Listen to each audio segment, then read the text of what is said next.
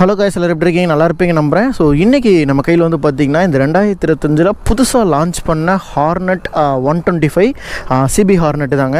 So இந்த வண்டியை பொறுத்த வரைக்கும் இந்த வீடியோ ஃபுல்லாகவே நம்ம பைக்கோட ரிவ்யூ அண்ட் அதே மாதிரி வந்து பார்த்திங்கன்னா வண்டி ஓட்டுறதுக்கு என்ன மாதிரி இருக்குது அப்படிங்கிற எல்லாத்தையுமே நம்ம வந்து பார்க்க போகிறோம்.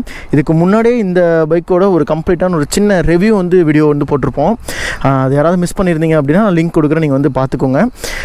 இந்த வீடியோ ஃபுல்லாகவே நீங்கள் என்ன எக்ஸ்பெக்ட் பண்ணலான்னா, ஒரு புதுசாக ஒரு பிகினராக நீங்கள் ஒரு பைக் எடுக்க போகிறீங்கன்னா உங்களுக்கு இந்த ஹார்னட் வந்து எந்த வகையில் செட் ஆகும், அட் த சேம் டைம் இந்த வண்டி வந்துட்டு இந்த 2025க்கு முன்னாடி ஒரு ஒர்த்தபிளான ஒரு பைக்கா அப்படிங்கிறது எல்லாத்தையும் அந்த வீடியோவில் வந்து ஃபுல்லாக எக்ஸ்பிளைன் பண்ணலாம். ஆனால் லுக்ஸ் வைஸ் நான் வந்துட்டு ஃபோட்டோஸ் எல்லாம் பார்த்துட்டு என்னடா இது வண்டிங்கிற மாதிரி தான் நினச்சேன். பட் ஆனால் நேரில் பார்க்க உண்மையாலுமே சூப்பராக இருக்குங்க. ஆக்சுவலி ஒரு எம்டியோட ஃபீல் எனக்கு நல்லாவே வருது இந்த வண்டியில். இந்த வண்டியோட லென்த்து, பிரெத்து, அகலம் எல்லாமே உங்களுக்கு எக்ஸாக்டாக MT-15 இருக்குது இல்லையா, யமகாவோட MT-15 கிட்டத்தட்ட அதே மாதிரியே தான் இருக்குது. பட் ஆனால் வண்டி ஓட்டுறதுக்குமே வந்து பார்த்திங்கன்னா சீரியஸாக சொல்லணும், இது வந்து ஷைன் கிடையாது. இதோட என்ஜின் தான் ஷைன், பட் ஷைனை விட இது கொஞ்சம் பவர்ஃபுல்லான engine. At the same time ஃபியூச்சரிஸ்டிக்காக நிறைய விஷயங்கள் பண்ணியிருக்காங்க. ரொம்பவே குட்டியாக, சின்னதாக, ரொம்ப காம்பேக்டாக இருக்கக்கூடிய ஒரு வண்டி. அட் த சேம் டைம் உங்களுக்கு மைலேஜுமே அப் டு 60 வரைக்கும் வந்து உங்களுக்கு மைலேஜ் வந்து கிடைக்குது. அதுக்கு மேலே என்ன வேணும், ஓட்டி பார்த்துட வேண்டிதான். நிறையா விஷயங்கள் வந்து ரொம்பவே நல்லா பண்ணியிருக்காங்க. அது ரொம்ப நல்லா இருக்குது, அதை சொல்லி ஆகணுங்க. ஃபர்ஸ்ட் ஆஃப் ஆல் இந்த பொசிஷனு எம்டிக்கு நம்ம எப்படி MT-15ல் நம்ம இப்படி உட்காந்தோனையும் ரைடருக்கும் அந்த ஹேண்டிலுக்கும் இருக்கக்கூடிய இந்த டிஸ்டன்ஸ் இருக்குது பார்த்தீங்களா, சேம் எக்ஸாக்டாக எனக்கு இந்த வண்டியில் உட்காரும்போதும் அதே ஃபீல் தான் வருது. ரொம்ப நல்லாயிருக்கு. ஸ்டார்ட் பண்ணி பார்த்துருவோம்.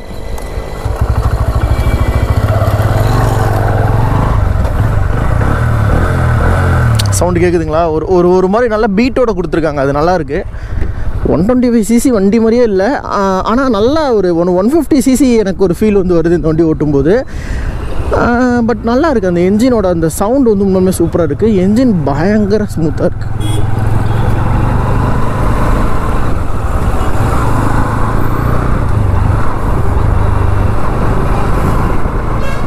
ஈவன் நீங்கள் ஹெல்மெட்டே போட்டிருக்கீங்கனாலும் உங்களுக்கு இந்த வண்டியோட சவுண்டு வந்து ஹெல்மெட்குள்ளே நல்லா ஃபீல் ஆகும்.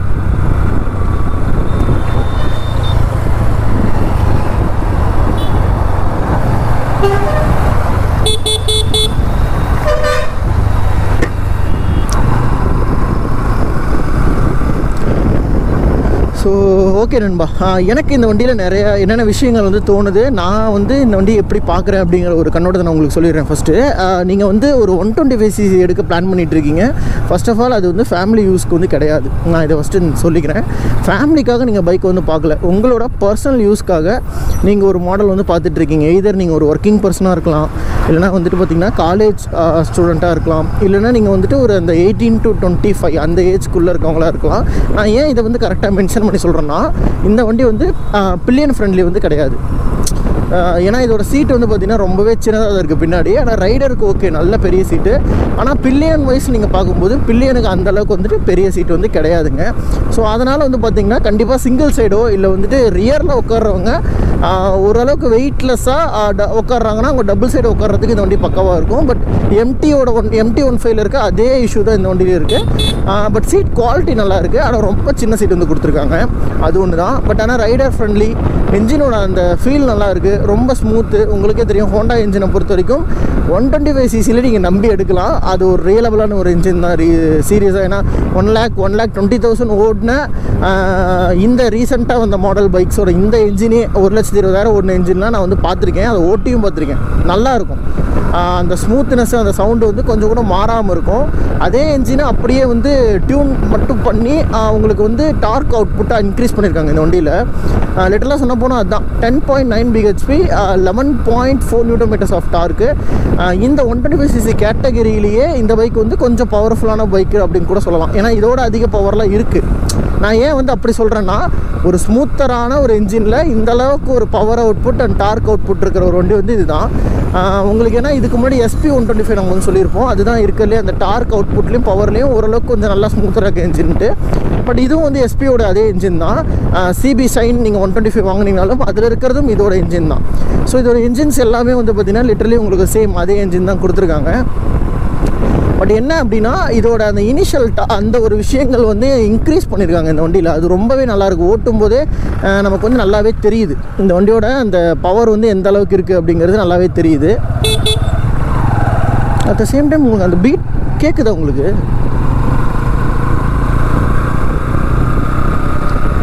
நல்ல பீட் இருக்குது வண்டியில். டாப் ஸ்பீடு வந்து போய் பார்க்கலாம் என்ன மாதிரி இருக்குது அப்படின்ட்டு. ஒரு குறிப்பிட்ட அளவுக்கு அழுத்தி பார்ப்போம்.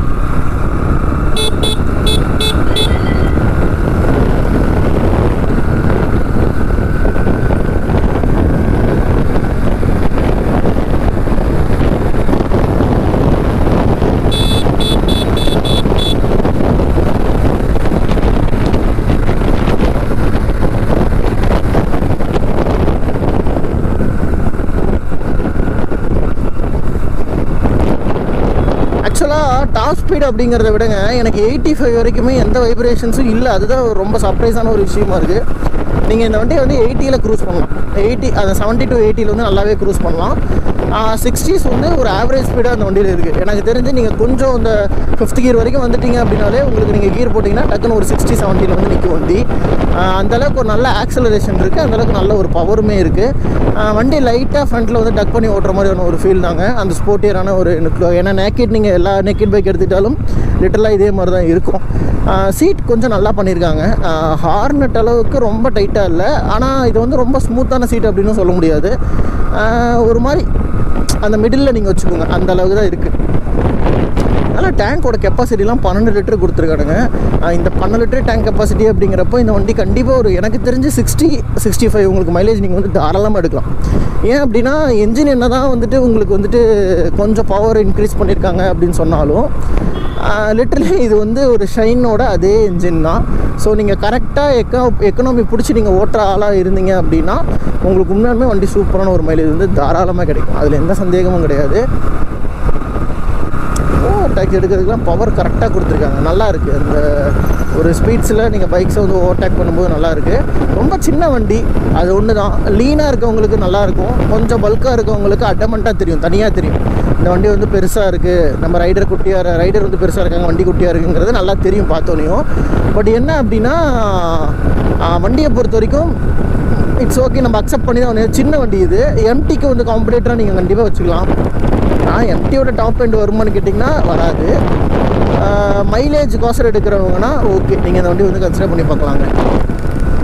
சைலண்ட் ஸ்டார்ட் சிஸ்டம் கொடுத்துருக்காங்க. Bluetooth pairing, navigation, turn by turn அது வந்து வரும். உங்களுக்கு எக்ஸாக்டாக ஹார்னட் அண்டு CB200Xல் என்னென்ன ஃபியூச்சர்ஸ்லாம் வந்து இருக்கோ அது எல்லாமே வந்து பார்த்திங்கன்னா இந்த வண்டியிலுமே இருக்குது. ஸோ அந்த ஃபியூச்சர்ஸ் வைஸ் பார்த்திங்கன்னா உங்களுக்கு வண்டி உண்மையுமே சூப்பராக இருக்கும். ரெண்டாவது இந்த வண்டி ஓட்டுறதுக்கு வந்து பார்த்திங்கன்னா ஒரு லைட்டடான ஃபீல் வந்து இருக்குது. ரொம்ப ஹெவியாக நான் வந்து எஃபோர்ட்ஸ் போட்டு வண்டி வந்து நான் ஓட்டணும் அப்படின்ற ஒரு இது வந்து கிடையாது. நான் ஓரளவுக்கு மெயின்டைன் பண்ணி ஓட்டுறேன் அப்படின்னாலே எனக்கு வண்டி வந்து நல்லா இருக்குங்க ஓட்டுறதுக்கு.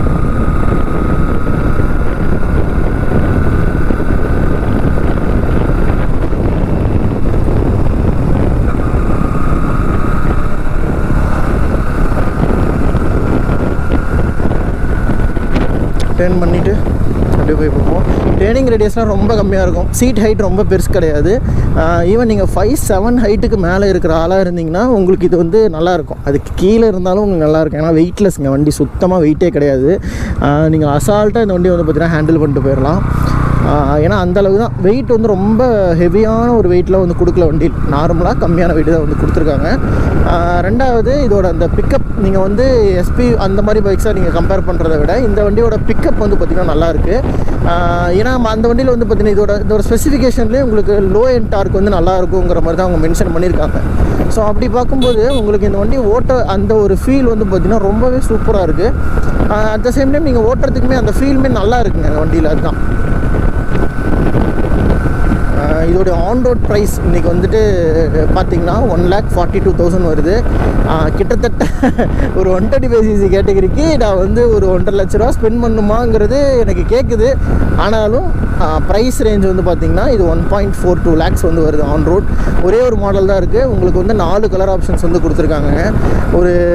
ஒரு ஃப்ளூரசன் கலர் ஒன்று வரும், உங்களுக்கு இந்த ப்ளூ கலர் ஒன்று, ரெட்டு, அதே மாதிரி பிளாக்கு. இந்த இதில் வந்து ரெட்டும் பிளாக்கும் ரொம்பவே நல்லாயிருக்கு. ப்ளூ கொஞ்சம் நீங்கள் மீடியமாக வச்சுக்கலாம். ஃப்ளூரசன் கலர் எனக்கு அந்தளவுக்கு பர்சனலாக செட் ஆகலை, எனக்கு பிடிக்கல. பட் ஆனால் பைக்கை பொறுத்த வரைக்கும் இந்த 4 கலர் ஆப்ஷன்ஸ் உங்களுக்கு ஒரே ஒரு ப்ரைஸ் தான், 1,42,000. எல்லா கலர்ஸ்க்குமே உங்களுக்கு ஸ்டாண்டர்ட் ப்ரைஸ் தான் கொடுத்துருக்காங்க. அந்த விதத்தில் பார்க்கும்போது ஓகே, எனக்கு தெரிஞ்சு இந்த ப்ரைஸுக்கு நீங்கள் வந்து பார்த்துக்கோங்க. ஏன்னா வந்துட்டு உங்களுக்கு ஓரளவுக்கு மைலேஜ் கொடுக்குற மாதிரி வண்டி வேணும். அட் த சேம் டைம் வண்டியை வந்து லுக்ஸை வந்து நான் காம்ப்ரமைஸ் பண்ண விரும்பவே இல்லை. எனக்கு ஃபியூச்சர்ஸ் வைஸ் ரொம்ப பெட்டராக இருக்கணும், எனக்கு எல்லா ஃபியூச்சர்ஸுமே இந்த வண்டியில் வந்து கிடைக்கணும். அப்படிப்பட்ட ஆளாக இருக்கீங்க அப்படின்னா உங்களுக்கு இந்த வண்டி வந்து உண்மையாலுமே ஒர்த் ஃபார் மணியாக இருக்குங்க. ஏன்னா இந்த வண்டியை பொறுத்த வரைக்கும் அந்த 1,40,000க்கு உங்களுக்கு டிஎஃப்டி டிஸ்பிளே வந்துடுது. எஸ், உங்களுக்கு வந்துட்டு ஏன்னா நீங்கள் இதோட காம்படேட்டரை நீங்கள் டேரெக்டாக எதோட காம்படேட் பண்ணுவாங்கன்னா எக்ஸ்ட்ரீம் 125R காம்படேட் பண்ணுவாங்க. சேம் இதுலேயும் சிங்கிள் சேனல் ஏபிஎஸ் வந்து கொடுத்துருக்காங்க. பிரேக்கிங் பஞ்செல்லாம் நல்லா இருக்குது. பட் ஆனால் அந்த மாடல்ஸில் இருக்கிறத விட கலர் ஆப்ஷன்ஸ்லையும் என்ஜின் வைஸ்லையும் இந்த வண்டி வந்து டாப்பு. நான் எக்ஸ்ட்ரீம் ஓட்டி ரிவ்யூ பண்ணியிருக்கேன். நான் எக்ஸ்ட்ரீமோட என்ஜின் கொஞ்சம் பவர்ஃபுல்லாக உங்களுக்கு இருக்கும், பட் ஸ்மூத்தராக இருக்காது. ஆனால் இந்த வண்டியோட என்ஜின் வந்து பார்த்திங்கன்னா ஸ்மூத்தராக இருக்குது, அட் த சேம் டைம் உங்களுக்கு பவர்ஃபுல்லாகவும் இருக்குது. இது ரெண்டுமே அக்காமடேட் பண்ணதுனால தான் நான் இந்த ப்ரைஸ்க்கு இந்த வண்டி ஒர்த் அப்படிங்கிறத மாதிரி நான் சொல்கிறேன். ஸோ நீங்கள் யாராவது இந்த வண்டி எடுக்கணும் அப்படின்னு நினச்சிங்கன்னா உங்கள் ஃப்ரெண்ட்ஸுக்கு, அதே மாதிரி உங்கள் ஃப்ரெண்ட்ஸ் யாராவது எடுக்கிறாங்க அப்படின்னாலும் நீங்கள் இந்த வீடியோஸ்லாம் வந்து ஷேர் பண்ணிவிடுங்க எல்லாத்துக்கும். நீங்கள் எடுக்கிறீங்க அப்படின்னா உங்களோட தாட்டை வந்து சொல்லுங்கள். நீங்கள் இந்த வண்டி பார்க்கும்போது உங்களுக்கு என்ன வந்து இந்த வண்டியில் ஃபீல் ஆகுது அப்படிங்கிற விஷயத்தையும் நீங்கள் ஷேர் பண்ணுங்கள். ஏன்னா அப்போ தான் எனக்குமே ஒரு ஃபீட்பேக் கிடைக்கும். இந்த வண்டியை பற்றி இன்னும் நிறைய விஷயங்கள் நம்ம ஃபியூச்சர் அப்டேட்ஸில் போடும்போது நம்மளே இதை பெட்டராக பண்ணுவோம். சரிங்களா? ஸோ ஓகே நண்பா, இதோட இந்த வீடியோ நான் வந்து என் பண்ணிக்கிறேன். உங்களுக்கு ஆல்மோஸ்ட் இந்த வீடியோ வந்து பிடிச்சிருக்கும் அப்படிங்கிறத நம்புகிறேன். ஸோ இதே மாதிரி இன்னொரு சூப்பரான அண்ட் இதோட டெஸ்ட் ரிவ்யூ கண்டிப்பாக வரும், மறக்காமல் பாருங்கள். அண்ட் இதே மாதிரி இன்னொரு சூப்பரான வீடியோவை நான் உங்களை வந்து மீட் பண்ணுறேன். தேங்க்ஸ் ஃபார் வாட்சிங் நண்பா. Take care and by.